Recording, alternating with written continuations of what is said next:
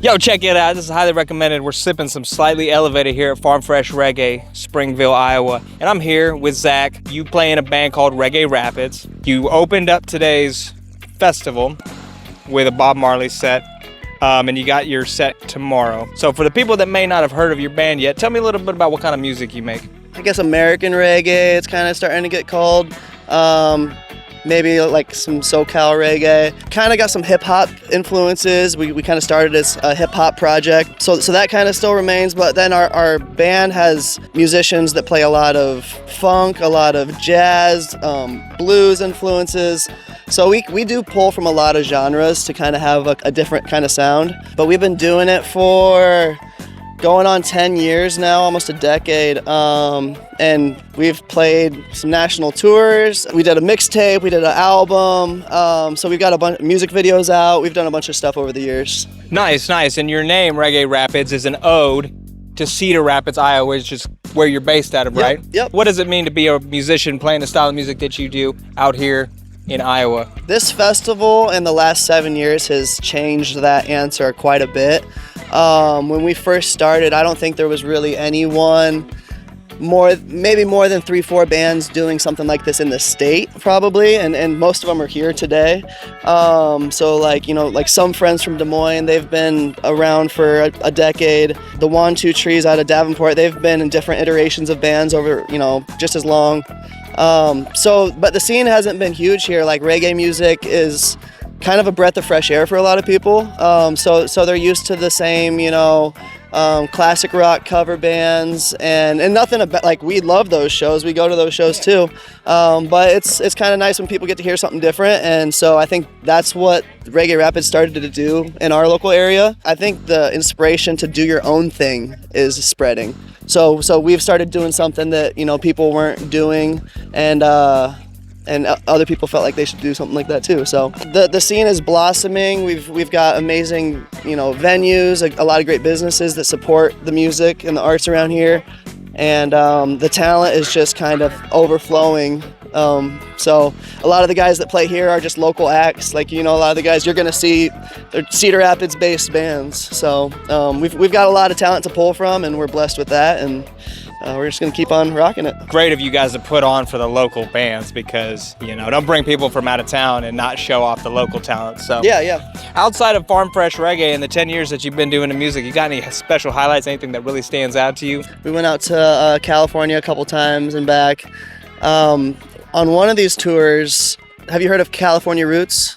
Cali Roots Festival? The music festival, I've been to it, yeah. Okay, so I went years ago with a band member and checked it out, and so we wanted to go back. Like we were planning a tour to California. We wanted to go back, so I think there was 7 of us in the band at the time, and 3 of us had tickets to the festival. Okay. Right? I mean, it's not a cheap festival, and we were already halfway across the country. So the 3 of us went in, and the other 5-6 guys were gonna go find a campsite somewhere. Well, this is Memorial Day weekend, and there's no camping anywhere. Everything's booked. Everything's booked. Yeah. So they called me a couple hours later, like, we can't find a campsite. You have to get us into that festival.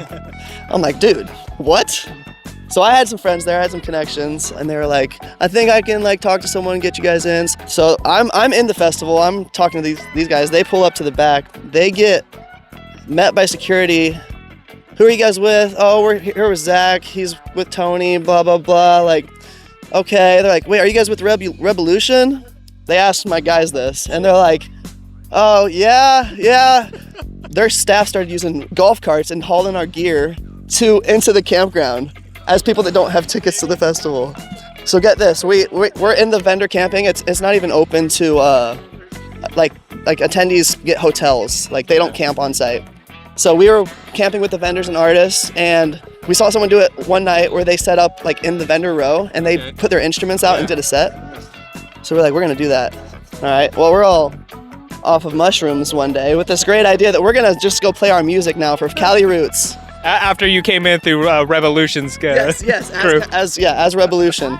So we again start lugging all of our gear across the grounds, and their security sees us and they're like, hey, do you guys need some help? Again, the golf carts come in and haul all of our gear to this vendor row, and we start plugging stuff in. They're like, oh, cool. Talking to vendors, we're hooking it up. We set up and we play a set in the middle of vendor row at Cali Roots. We played for 90 minutes at the festival. And then the owner comes up and he's like, "What are you doing? Who are you guys? Shut this down. My headliner is on right now."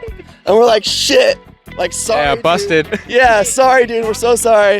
And oh man, but like, I mean, that crowd, it just kept growing, and then the people were rocking with it, and then we got shut down, and they were like chanting like "Rebel music, rebel music." So, I mean, we went from evolution to making a revolution. So. That's a good story. I don't know. You might have been narking on yourself there, right? Hey, come and get me. Come and get me. Yeah. Hey, Cali Roots, you got free access to Farm Fresh. Yeah, let's make something happen here. You know, we got a Midwest thing with the West Coast. Anything coming up? You guys working on new music or anything that tour-wise that you might want to shout out to the fans or people that are finding out about you? Yeah, I want to give a shout out. So we are in the studio. This is our last show of the year. So we're going to be working on a new album over the fall and hopefully have something out by the beginning of the year. So I'd like to shout out to Talkback Studios, which is where we're recording here in Cedar Rapids. They're based out of the Eastern Iowa Arts Academy, which is like a really cool nonprofit that gives a bunch of kids opportunities to take classes and learn about music and mixing and, I mean, all of the arts really. So they do a bunch of financial aid, like these kids can come in with nothing to pay, and they can join School of Rock, or like not School of Rock, but like similar to that. Like, we have student bands where, they got punk bands, they got an all girls band, they got like all these different kind of cool things. So they've got a really high quality studio that our buddy Evan and Drake run. So that's where we'll be all winter, recording the next Reggae Rapids album. What was the name of that studio?